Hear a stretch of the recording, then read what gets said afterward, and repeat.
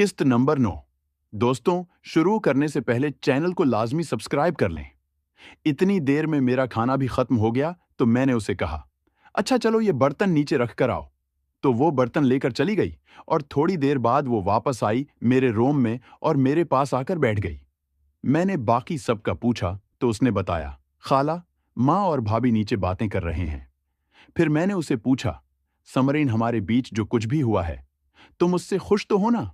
तुमने सब अपनी मर्जी से किया ना, या फिर भाभी के फर्ज करने पर? तो वो बोली, नहीं भाई, सब मैंने अपनी मर्जी ही से किया। शायद ये हर लड़की के साथ होता है कि जब वो एक बार तो इसके बाद इसका मर्द से दूर रहना नामुमकिन होता है। बल्कि मैं तो खुद को बहुत खुश नसीब समझ रही हूं कि मैं घर की चार दीवारी के अंदर ही मुतमईन हो जाया करूंगी। ना बवाए फ्रेंड बनाने का झंझट, ना कोई टेंशन। और साथ ही हंसने लगी।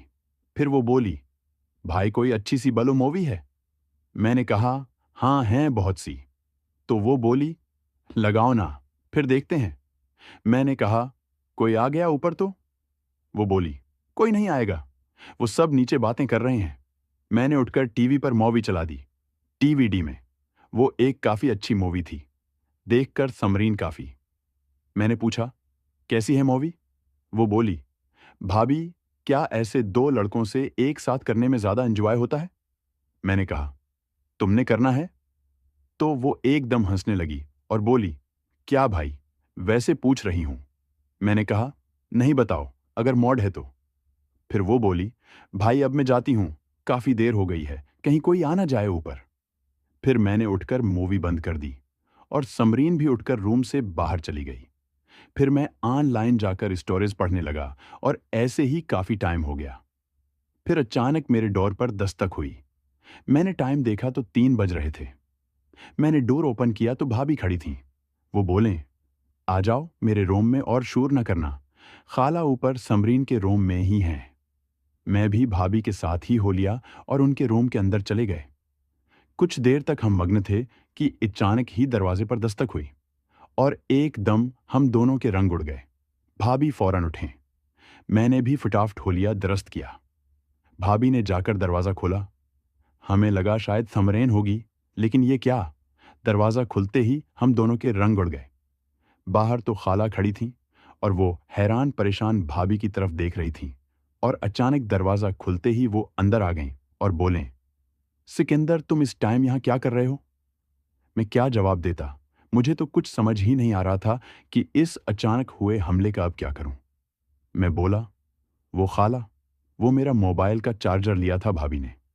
वो लेने आया था और फौरन बाहर निकलकर अपने कमरे में भाग आया। मैं बाहर निकला तो समरीन भी अपने रूम से निकल रही थी और उसके भी रंग उड़े हुए थे। मैंने फौरन अपने रूम में आकर रूम लॉक कर लिया और दुआएं मांगने लगा कि किसी तरह जान बच जाए। और बस ऐसे ही लाइट ऑफ किए लेटा रहा और एक एक मिनट एक एक साल की तरह गुजर रहा था। और ऐसे ही कोई 2 घंटे गुजर गए, लेकिन बाहर से कोई उता पता नहीं आया था। और सुबह के 7 बजने वाले थे कि अचानक मेरे डोर पर दस्तक हुई और मेरी तो जैसे जान ही निकल गई। मैंने डरते डरते उठकर दरवाजा खोला तो सामने थमरीन खड़ी मुस्कुरा रही थी। उसे मुस्कुराता देखकर मुझे बड़ा अजीब लगा कि यहां मेरी फटी पड़ी है और वो मुस्कुरा रही है। खैर, वो फटाफट अंदर आई और बोली, क्या हुआ भाई, टेंशन नाट, आपकी ये छोटी सी नाचीज बहन है ना, मैंने सब संभाल लिया है। मैंने कहा, लेकिन हुआ क्या? क्या कहा खाला ने? तो वो मेरे बेड पर बैठते हुए बोली, भाई खाला को सब बता दिया है। मैंने कहा, क्या, पागल हो? वो बोली, अरे अरे भाई, अपना और तुम्हारा नहीं बताया, सिर्फ तुम्हारा और भाभी का बताया है। इन्हें सब समझा दिया है और वो खुद एक औरत हैं और वो भाभी की कंडीशन खूब समझ सकती हैं। बल्कि वो मुझे कह रही थी कि ये तो बहुत अच्छा हो गया कि सबा और सिकंदर का सीन ही हो गया, कहीं अगर वो बाहर किसी से मुंह न काला कर लेती तो। लेकिन उसे कहना एहतियात जरूरी है। ये बात सुनकर मेरी जान में जान आई। मैं बोला, तुम सच कह रही हो ना? तो वो बोली, जी भाई, आपको पता तो है कि मेरी और खाला की कितनी बनती है और वो मेरी कोई बात नहीं टालती। बल्कि वो तो अक्सर अपने और खालों के बारे में भी मुझे सब कुछ बताती हैं कि वो लोग कैसे करते हैं। तो इसलिए टेंशन न लो, खाला से सारी बात हो गई है, वो माँ या किसी को भी नहीं बताएंगी। मैंने ये बात सुनकर समरीन को झप्पी डाल ली और बोला, खुश कर दिया तुमने प्यारी बहना। आई लो यो, तुमने तो मेरी टेंशन ही हल कर दी।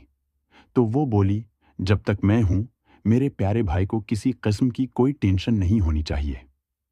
वो बोली, नहीं भाई, बहुत देर हो गई है, मैं खाला को कहकर आई थी कि मैं सिकंदर को बता कर आती हूँ, वो परेशान हो रहा होगा।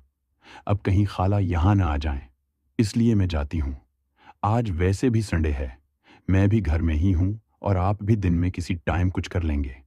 और फिर वो फौरन रूम से निकल गई। मैं भी फिर मुतमईन होकर सो गया और कोई 1 बजे के करीब मेरी आंख खुली तो मैं उठकर नहाने चला गया। नहा धोकर बाहर आया तो नीचे चला गया। नीचे गया तो पता चला माँ साथ वालों की तरफ गई हैं और घर में भाभी, समरीन और खाला ही हैं। खाला मुझे देखते ही बोले, आओ हीरो आ गए, आज इतनी लेट उठे हो। फिर हिंसते हुए बोले, हाँ जी, सारी सारी रात मेहनत करोगे तो सुबह आंख कहाँ खुलेगी। और साथ ही खाला और समरीन दोनों हंसने लगी। भाभी इस टाइम किचन में थी। मैं किचन में जाने लगा तो पीछे से खाला ने आवाज लगाई, अब अंदर ही ना शुरू हो। मुझे खाला की बातें सुनकर बड़ी शर्मिंदगी हो रही थी। खैर, मैं किचन में चला गया तो अंदर भाभी कुछ बना रही थी। मुझे देखकर शर्माते हुए कहने लगे, आइए सरताज, क्या खाएंगे। और मुझे भी हंसी आ गई। खैर, मैंने जाकर पकड़ लिया भाभी जी को और बोला, जो आप खुला दें। थोड़ी देर ऐसे ही हम दोनों खड़े रहे। फिर अचानक समरीन किचन में आते ही मैं पीछे हो गया तो समरीन देखकर हंसने लगी। भाभी बोले, थोड़ा टाइम लगेगा पकने में, तुम बाहर बैठो, मैं लेकर आती हूं। समरीन बोली, हाँ भाई आओ, इतनी देर में आप और खाला कार्ड्स खेलते हैं। तो हम दोनों बाहर चले गए और मैं खाला के पास बैठ गया और समरीन कार्ड्स ले आई। और फिर खाला बोले, अच्छा क्या खेलना है। तो समरीन ने कहा, डिक्कीती खेलते हैं। तो मैंने और खाला ने कहा, ठीक है। फिर समरीन ने कार्ड्स बांटे तो खाला बोले, लेकिन जो भी हारेगा इसे दूसरे जो भी कहेंगे उसे वो करना पड़ेगा। समरीन फौरन बोली, हाँ ठीक है। मैंने भी एग्री कर लिया।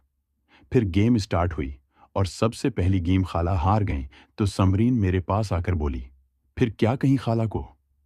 मैंने कुछ देर सोचा और फिर समरीन के कान में कहा, खाला को कहते हैं कि खालू के मोबाइल पर फोन करो और लाउड स्पीकर ऑन करके इन्हें किस करो। तो समरीन एकदम बोली, हाँ हाँ ठीक है। तो फिर समरीन ने बोला, खाला आप खालू के मोबाइल पर फोन करो और उनको लाउड स्पीकर ऑन करके पपी करो। तो खाला एकदम बोले, नहीं नहीं, मैं नहीं, कुछ और प्लीज। हमने कहा, नहीं नहीं, आप हारी हो, आपको करना पड़ेगा, हम जो भी कहेंगे।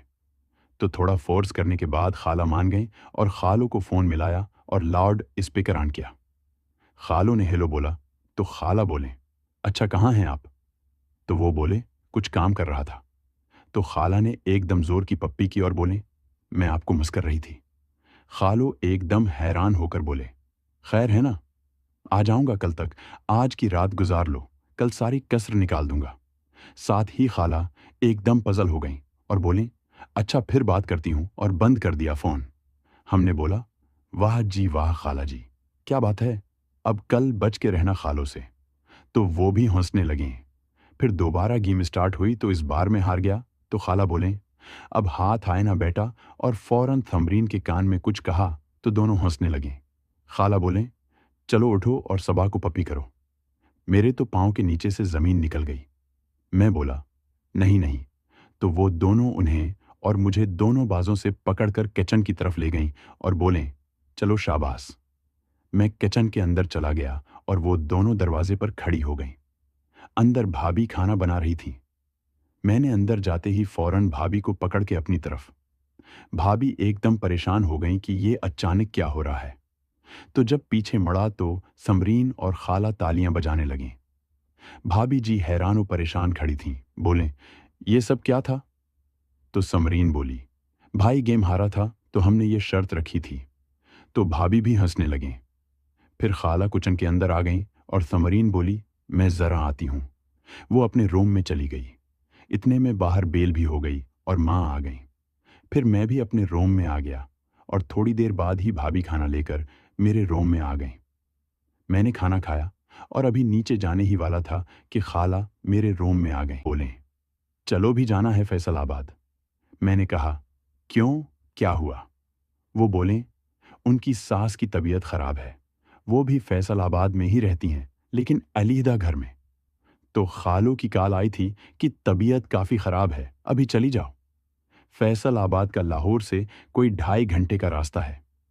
मैंने कहा, अच्छा चलें आप।